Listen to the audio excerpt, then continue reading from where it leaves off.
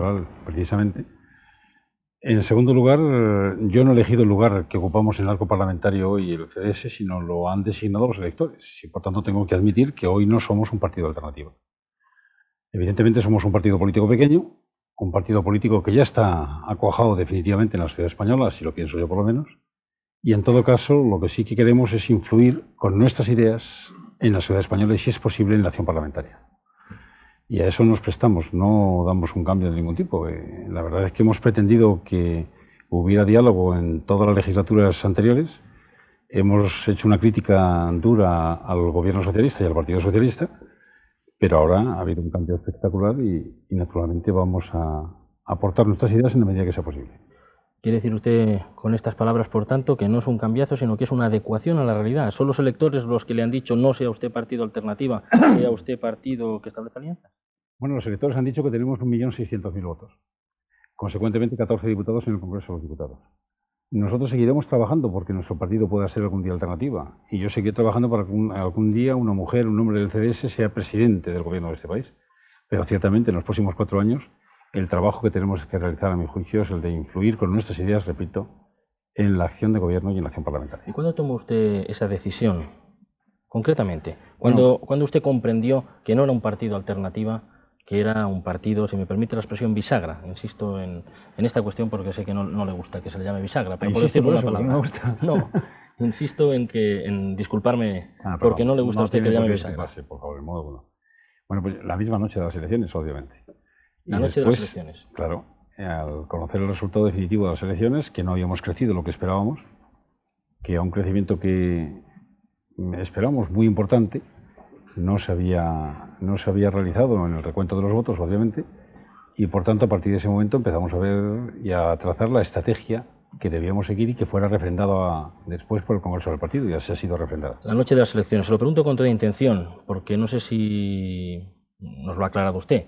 Hay quien dice que se lo recomendó Felipe González y además muy recientemente, algo así como: Adolfo, te necesito, coge tus diputados no me diga que han hecho eso, y apóyame. Bueno, es una interpretación, por eso le preguntaba la fecha exacta en la que usted decidió que era un partido... Primero, yo no puedo decir una estrategia del partido por mí mismo, sino la tiene que decir el Comité Nacional, y en su caso, como hemos tenido un congreso, el Congreso, pero aquella noche sí que, naturalmente, tuve muy claro que la única vía de trabajo en los próximos 4 años era la de intentar que las ideas que hemos defendido en la campaña electoral, el programa que defendemos y la posición política que defendemos, tenga la mayor presencia en las leyes que se pueden elaborar en el Parlamento y en la acción de control y en la acción de vigilancia de la acción de gobierno. Pero en ese giro se deja usted algunos militantes por el camino. Hoy mismo algunos diputados de la Asamblea de Madrid se pasan al mixto, están disconformes con ese posicionamiento aprobado en el Congreso.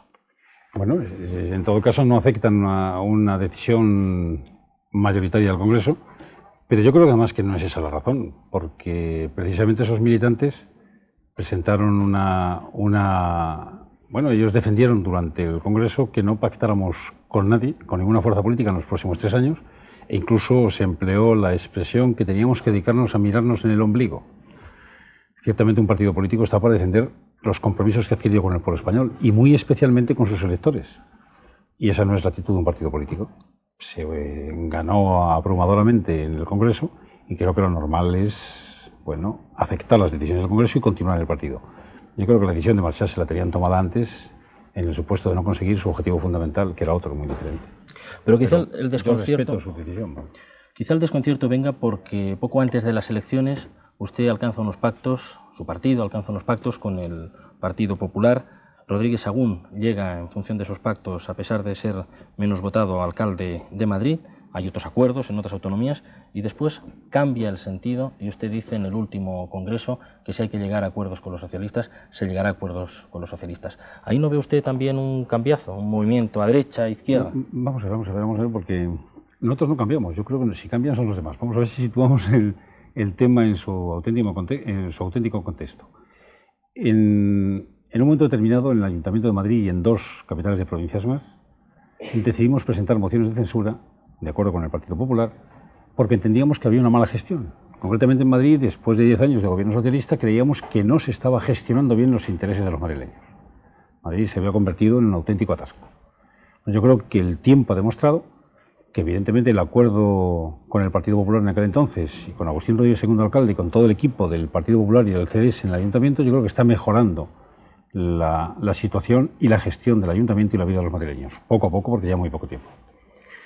Aquello entraba en perfecta conexión con lo que habíamos planteado en la campaña electoral de las municipales y autonómicas del 87, de que dejaríamos en principio que gobernara la lista más votada, pero que en la medida en que creyéramos que la gestión que se realizaba no era correcta, interpondríamos las mociones de censura que creyéramos oportunas.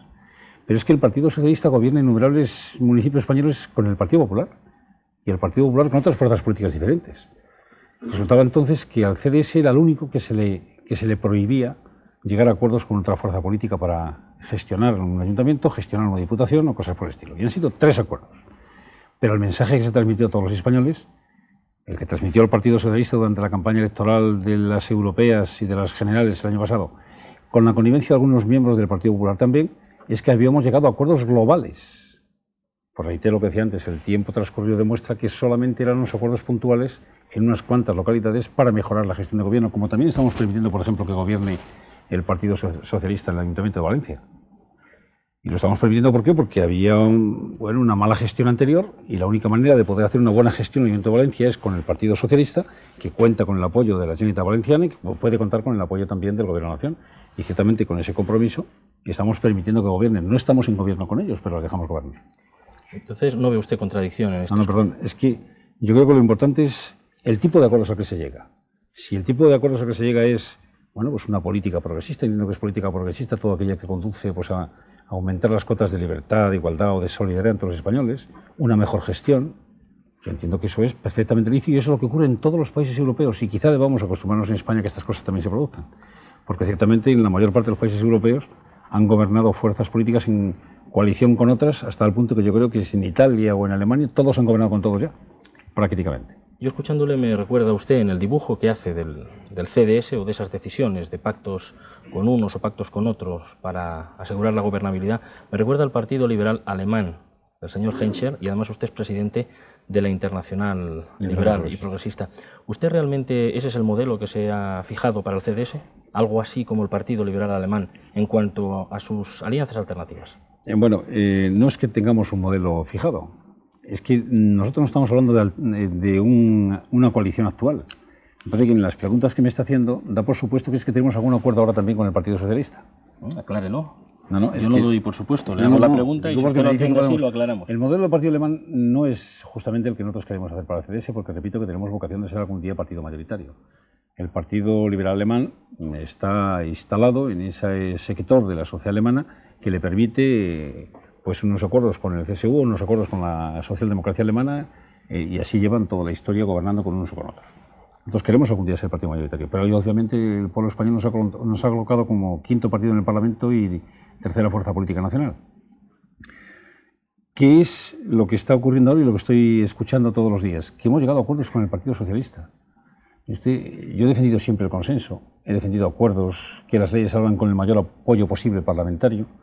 Durante los 7 años anteriores, el Partido Socialista con nosotros no ha llegado a ningún tipo de acuerdo prácticamente. Yo creo que nos despreciaba olímpicamente. Hemos hecho una oposición constructiva, dura, pero después de las elecciones pasadas nos encontramos con que el presidente del gobierno, Felipe González, ofrece diálogo a las fuerzas políticas. Y lo ofrece nada más terminar las elecciones. Y lo ofrece cuando va a ver a Su Majestad el Rey para recibir el encargo de formar gobierno. Y lo ofrece en el discurso de investidura.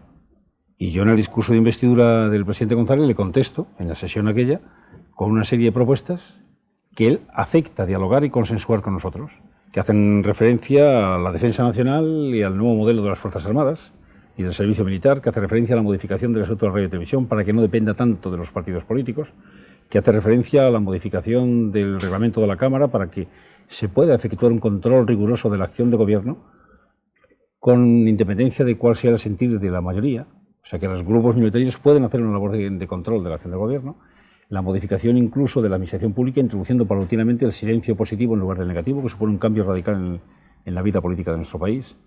Es decir, hay una serie de temas que le planteo al presidente del gobierno en aquel debate y él contesta que está dispuesto a dialogar sobre ellos.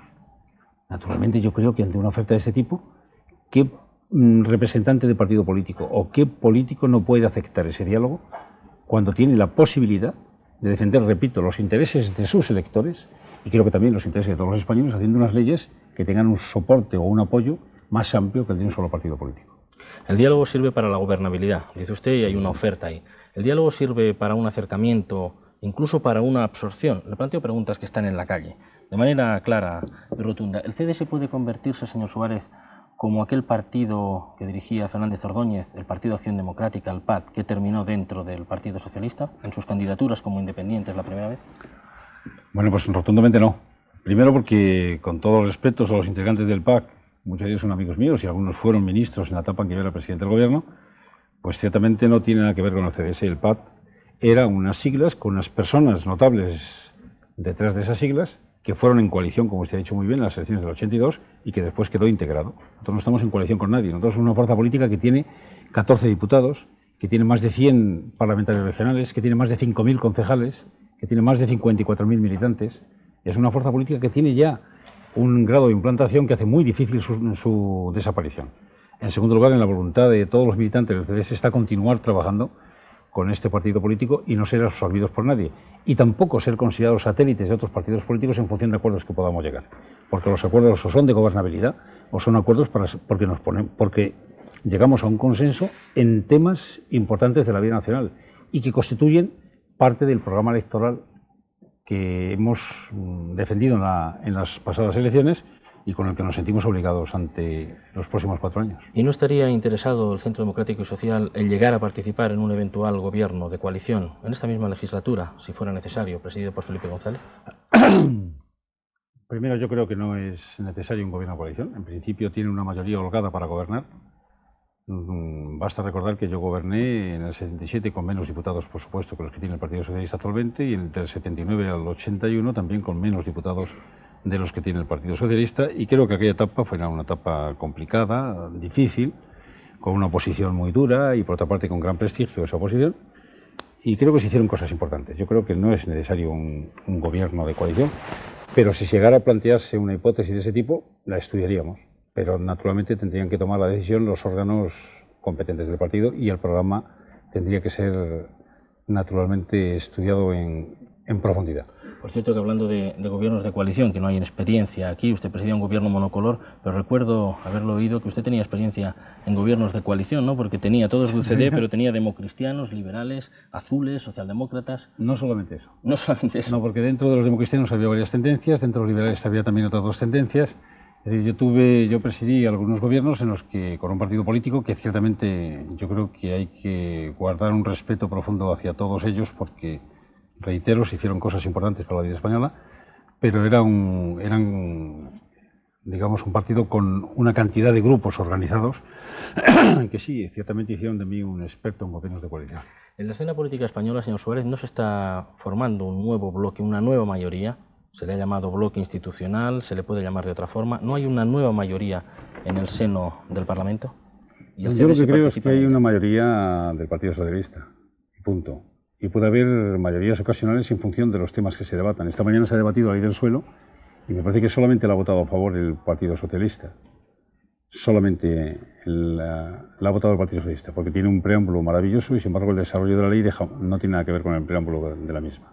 Ayer tuvimos ocasión, antes de ayer también tuvimos ocasión en el Parlamento de debatir temas, una proposición de ley de secreto profesional y cláusula de conciencia, que también fue rechazada por el Partido Socialista y votamos todas las fuerzas políticas en favor de ese proyecto. Es decir, puede haber mayorías ocasionales en torno a un proyecto de ley por coincidencias con el PP, con Convergencia y Unión, con el PNV, con el Grupo Mixto, con el CDS. Estamos hablando de mayorías ocasionales, no de mayorías estables. No hay la idea, se ha planteado esto también, de establecer una nueva mayoría, un invento, se ha dicho incluso, para callar el caso Juan Guerra. El CDS contribuye de ese modo con su silencio en el caso Juan Guerra y participa en una nueva mayoría. ¿Esto no es cierto? Radicalmente falso. Radicalmente falso. Yo no he adquirido ningún compromiso más que el que adquirió, mejor dicho, el presidente del gobierno el día del debate de investidura. Cuando él contestó a las propuestas mías diciendo que se debatieran, que se estudiarían, que buscaríamos puntos de contacto, que por cierto lo hizo con las intervenciones del resto de los grupos parlamentarios en términos generales. No hay nada más, en absoluto. Y por supuesto nada de tapar el caso Juan Guerra. El caso Juan Guerra está siendo investigado por la justicia, está siendo investigado por la Inspección de Hacienda y de ahí se derivarán las consecuencias correspondientes. Es una acusación que usted sabe que se le ha hecho a su partido y por eso yo la traslado también aquí en esta entrevista como consecuencia de la intervención del señor Rebollo en el debate sobre ese asunto en el Congreso de los Diputados. Bueno, yo creo que más que por la intervención del señor Rebollo fue porque no pedimos la dimisión del señor Carra. Y ciertamente esa es una cuestión que se ha formulado. Parece que la consigna dada por no sé quién era que tuviéramos todas las fuerzas políticas que pedir la dimisión del señor Carra. Y le aseguro a usted que si fuera por razones personales, yo no creo que haya en España ni un solo español que tuviera más motivos para poder aprovechar la oportunidad y vengarse del señor Guerra. Porque yo he sido tildado por el señor Guerra de todo, como usted sabe, cuando era presidente del gobierno. He sido el taur del Mississippi, he sido un obstáculo para la democracia y he sido una persona, según frase suya, que si llegara el caballo de Pavía al Parlamento me montaría en la grupa. Pues bueno, han pasado muchos años de entonces acá y se ha visto que aquello no era verdad. Pero yo no puedo llevar a la vida política y a la vida parlamentaria los odios, rencores, etcétera, que pueda tener, que por cierto no tengo ninguno por otra parte. Nosotros escuchamos la intervención del señor Carra y era el vicepresidente del gobierno el que estaba hablando allí y manifestó el vicepresidente del gobierno en el pleno del Congreso de los Diputados que no tenía conocimiento de ninguna irregularidad cometida en el despacho de la delegación del gobierno en Andalucía que ocupaba su hermano Juan y que no conocía en modo alguno y no había autorizado a nadie para que usara su nombre. Teníamos que creer o no en su palabra. Y yo creo que es mucho mejor un discurso reflexivo que otra cosa, y respeto profundamente las posiciones del resto de las fuerzas políticas. Nosotros actuamos en consecuencia, creímos en su palabra, pero también el señor Rebollo lo dijo textualmente en su intervención, que bueno, que si de las investigaciones que se estaban realizando judiciales y de las del Ministerio de Hacienda se desprendía algún día que había engañado o mentido al Parlamento, que tuviera presente que no solamente había acabado políticamente, sino que como hombre quedaba completamente desacreditado ante la opinión pública española. Yo creo que fueron palabras muy duras aquellas también. Lo que no queríamos era, bueno, someter a una presión excesiva después de escuchar la primera intervención del vicepresidente. Que reitero, no es un personaje con el que yo tenga una relación especial, ¿no? ¿A qué cree que viene, Adolfo Suárez, esta crispación que parece que hay en la vida política española en las últimas semanas? ¿Está usted de acuerdo que existe esa crispación? Bueno, aparentemente por lo menos existe esa crispación. Yo he vivido momentos también de este tipo en los 5 años que fui presidente. Yo creo que son producto de las estrategias también de los partidos políticos, de los desaciertos que haya cometido la acción de gobierno y de una etapa anterior, los últimos 7 años, en los que ciertamente actuó con prepotencia. En todo este tiempo, señor Suárez, ¿cuántas veces ha tenido la tentación de retirarse? Usted ya ha hecho un papel muy importante, muy brillante en la escena política española. ¿Qué sentido tiene haber sido presidente del gobierno en momentos tan difíciles y después estar liderando un grupo parlamentario que es la cuarta fuerza política en estos momentos? Bueno, la tentación de marcharse sí que la he sentido, naturalmente. Claro que la he sentido. También es verdad que la he vencido. No sé si porque considero que es mi obligación, no sé si es porque me gusta demasiado la política. ¿No ha tenido la tentación de constituirse, por ejemplo, en asesor de transiciones? Lo podrían contratar muy bien ahora con tantos países que están estrenando régimen o tratando de construir un... Hombre, cada transición es un problema diferente, por cuanto que las circunstancias económicas, sociales o culturales son diferentes. Son distintas, por lo menos, de las que teníamos en España en el 76, 77, 78, 79. Y ciertamente lo que es verdad es que he sido requerido en numerosas ocasiones para dar charlas, conferencias y debates sobre la transición política española. Y lo he hecho en Argentina, en la etapa anterior a la democracia, lo he hecho en Chile también en la etapa anterior, lo he hecho en Uruguay, lo he hecho en numerosos países y ahora también lo estoy haciendo en el este europeo. Acabo de regresar hace algunos días de un viaje que he hecho a Zagreb. He estado primero en Croacia, en Yugoslavia, dando una conferencia en la universidad sobre la transición política española. Va a ser muy difícil. En Yugoslavia va a ser muy difícil. Sí, va a ser más difícil porque tiene un componente nacionalista muy fuerte. Estuve también en Eslovenia, en Ljubljana, dando también una conferencia y coloquio seguido. Yo creo que en todos estos países se conoce bien la transición política española y se conoce de forma muy especial los pactos de la Moncloa. Nos ha dado usted una buena noticia al principio y nos gustaría que nos diera alguna otra al final. Al principio ha dado una buena noticia, que ahora aceptará más entrevistas. Seguro que en este momento el contestador automático de la sede de su partido está ya repleto de peticiones de periodistas que, como yo, durante tanto tiempo le hemos pedido una entrevista, porque ahora Adolfo Suárez quiere salir a la escena pública y terminar, dice usted, con esos silencios. Esa es una noticia importante, se acaban los silencios. Pero denos otra, ¿está usted escribiendo sus memorias? No. Todavía no he empezado a escribir las memorias.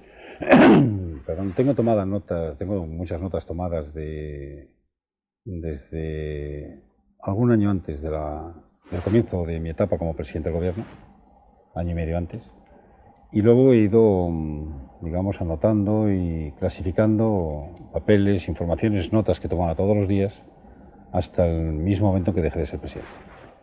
Bueno, algún día las escribirá y supongo que contará algunos de esos puntos oscuros que tenemos todavía sobre la transición. Es una casualidad, pero fíjese que mañana es 23F. 23F Mañana, sí, es mañana, dentro de unos minutos comienza ya, y han pasado desde entonces 9 años. Y gracias a Dios, pues no hay nadie que conmemore esa fecha. Quiero decir, es una fecha que ya está en el recuerdo. De entonces acá se ha avanzado mucho en la vida de nuestro país. Creo que la democracia está firmemente consolidada.